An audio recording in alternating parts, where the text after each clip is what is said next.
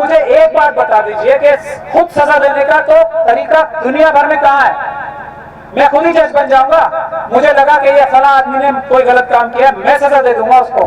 अगर किसी इस्लामिक मुल्क में भी ये काम होगा तो ट्रायल तो होगा, पहले मुकदमा चलेगा ना, साबित तो होगा उसने किया है नहीं किया है।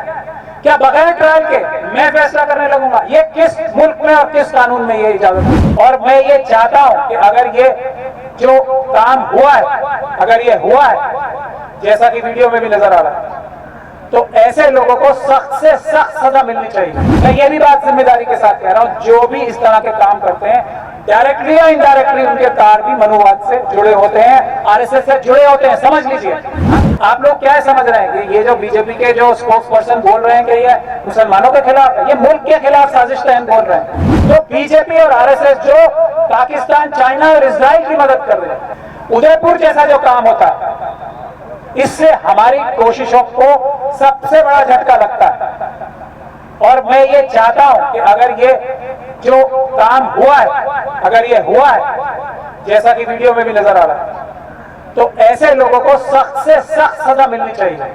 उसकी वजह क्या है? इससे नुकसान हो रहा है हम जैसे लोगों का, जो हम कानून के रास्ते से इनकी जबानें हमेशा के लिए बंद कर रहे हैं, अब उनको मौका मिल रहा है दूसरी तरफ इसको डाइवर्ट करने।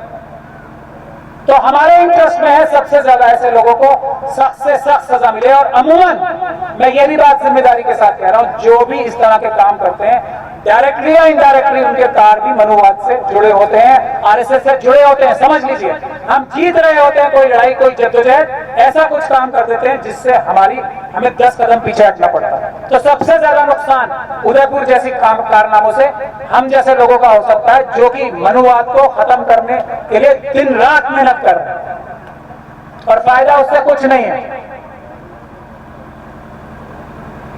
तरीका है ना, ये तरीका हमारे आलिम दीन 1951 में जब संविधान बना था ना, तो उसमें कितने आलिम भी थे ना कॉन्स्टिट्यूशन में, सबने मान के ये संविधान बनाया था ना। और मुझे एक बात बता दीजिए कि खुद सजा देने का तो तरीका दुनिया भर में कहां है?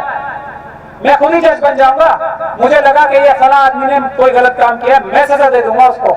अगर किसी इस्लामिक मुल्क में भी ये काम होगा तो ट्रायल तो होगा, पहले मुकदमा चलेगा ना, साबित तो होगा उसने किया है नहीं किया है।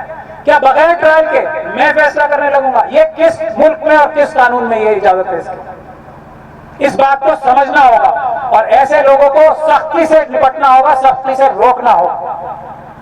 ये हमारी जिम्मेदारी है, हमारे आईन के लिए, हमारे संविधान के लिए और हमारे मजबूती के लिए भी, अपनी मिल्लत की मजबूती के लिए भी ये सबसे बड़ी अहम जरूरत है। इस बात को हमें समझना चाहिए। तरीके है ना, आप तरीका इस्तेमाल करिए, उससे ज्यादा खतरनाक सजाएं मिलेंगी। 50 जगह मुकदमे बन सकते हैं ना, 3-3 साल की सजा है ना। हालांकि सही धाराएं नहीं लगाई जा रही हैं, अगर सही धाराएं लगाई जाए तो ये देशद्रोह के मुकदमे बनेंगे जो इस तरह की बात कर रहे हैं, क्योंकि ये मुल्क के खिलाफ साजिश है। आप लोग क्या समझ रहे हैं कि ये जो बीजेपी के जो स्पोक्स पर्सन बोल रहे हैं कि ये मुसलमानों के खिलाफ है, ये मुल्क के खिलाफ साजिश तहत बोल रहे हैं। अगर 57 मुस्लिम कंट्रीज भारत से अगर अपना दिल खराब करेंगे तो भारत का नुकसान सबसे ज्यादा होगा। हमारी फॉरेन एक्सचेंज 60% भी मुस्लिम देशों से आती है। जो आज भारत में कुछ इकोनॉमी कुछ बची हुई है ना, इन्हीं मुस्लिम देशों से हमारे SC ST OBC के लोग, माइनॉरिटीज के लोग जाके वो भेज रहे हैं, उससे हमारी खर्चा चल रहा है। उसके ऊपर हम लाएंगे कि कैसे नाराज नहीं होंगे मुस्लिम कंट्रीज। अब तो हम अपने स्पोक्स पर्सन से कहलवाएंगे, अब तो नाराज होंगे। ये साजिश चल रही है पाकिस्तान और चाइना के साथ मिलके, इजराइल के साथ मिलके, मनुवादियों की। ये बात आपको समझनी चाहिए। जो वहां से लाखों लोग अगर वहां से निकाले जाएंगे मिडिल ईस्ट कंट्रीज से, मुस्लिम कंट्रीज से, यहाँ आएंगे ना वापस, यहाँ बेरोजगारी बढ़ेगी, जो पैसा कमा के ला रहे हैं वो कम होगा और वहां जो जगहें खाली होंगी वहां पे पाकिस्तान और चाइना के लोग जाके नौकरी करेंगे ना। ये बात समझ में आती है आपको? तो बीजेपी और आरएसएस जो पाकिस्तान, चाइना और इजराइल की मदद कर रहे हैं, अभी ये जो अग्निपथ और अग्निवीर का जो प्रोग्राम है ना, ये इजराइल से सीखा है उन्होंने। भारत की सेना को इजराइल की सेना ट्रेनिंग देगी। ये है मनुवाद, जो सबसे बड़ी ताकत है, सबसे बड़ी सेना है, जिसको यूएन सबसे ज्यादा अगर किसी मुल्क की सेना को पीस कीपिंग फोर्सेस के लिए बुलाता है तो वो भारत की सेना तो सबसे अच्छी सेना है। उसको इजरायली सिखाएंगे आके। ये साजिश समझ रहे हैं आप लोग? तो असली साजिशकार देश के खिलाफ, देश का संविधान तोड़ के काम करने वाले ये मनुवादी बीजेपी और आरएसएस के लोग हैं। तो हमें अपने मुल्क के लिए उठना है, मेवात के लिए ही नहीं, मुल्क के लिए उठना है। तो इन्हीं लफ्जों के साथ मैं आप लोगों से एक तो यही गुजारिश करूंगा कि एक जोड़ बैठना चाहिए। आपके सारे मेवात के जितने भी गांव हैं उसमें दो चीजों का फैसला होना चाहिए। एक तो ये केस और इस जैसे जितने भी केस हैं उसकी पैरवी की जाए, इनको बरी कराने के लिए तो ठीक है, लेकिन जो वापसी कानूनी कार्रवाई होनी है झूठा फंसाने की, उस पे फैसला लेना चाहिए। एक ये लोग तो अपने आप हमारे थ्रू भी कर लेंगे ये अपने लिए, जो इनका जाती मसला है, लेकिन मेवात की तरफ से मुकदमा दायर होना चाहिए मेवात की अस्मत को बदनाम करने का। उसके लिए मैं चाहूंगा कि आप एक जोड़ बिठाएं, अगर जरूरत पड़ेगी तो मैं भी आऊंगा उसमें, ताकि मेवात की तरफ तो कम से कम कोई भी मनुवादी, कोई भी मुल्क का दुश्मन टेढ़ी आंख करके ना दे सके, झूठा इल्जाम लगाने की जुर्रत ना कर सके।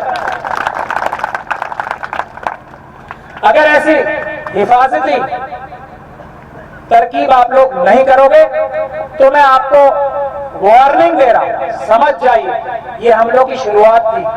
अगर हमने इन्हें यहीं रोक लिया तो ये रुक जाएंगे, पीछे हटेंगे। अगर नहीं रोका तो इनका फॉर्मूला तैयार है। मेवात को हिंदू राष्ट्र बनाने वाले लोग एक बहुत बड़ा खतरा समझते हैं, यहाँ के बहादुर बाज में लोगों को एक बहुत बड़ा खतरा समझते हैं अपने लिए।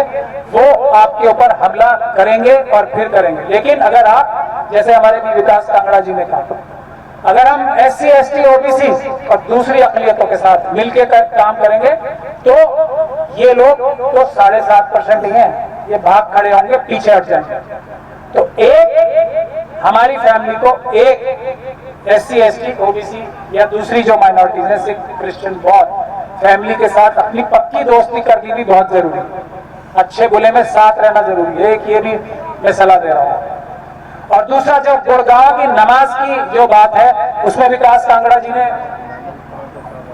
अभी आप लोगों के सामने तजवीज की है कि हिफाजत हमारे वाल्मीकि समाज के लोग, हमारे शेड्यूल कास्ट के लोग हिफाजती घेरा बनवा के आप लोगों को नमाज पढ़वाएं, क्योंकि आप सही हो, क्योंकि वहां कानूनी ऑर्डर्स हैं आपके लिए। अभी वो खत्म नहीं हो गया। सीएम कोई प्रेस कॉन्फ्रेंस करके खत्म नहीं कर सकते, भारत के संविधान के तहत ही काम कर सकते हैं ना सीएम भी। तो ये लोग वॉलंटियर कर रहे हैं ताकि इससे हमारी आपस में दोस्ती बढ़े, एक दूसरे पर एतमाद बढ़े। तो गुड़गांव में भी नमाज का जो मसला है, मेरी गुजारिश ये है आप लोग आए, उस पर बात करें, उसका कोई कानूनी हल और एक इफेक्टिव हल, एक अमल में लाने वाला हल निकाला जाएगा। तो आखिर दवाना अल्हम्दुलिल्लाह रब्बिल आलमीन।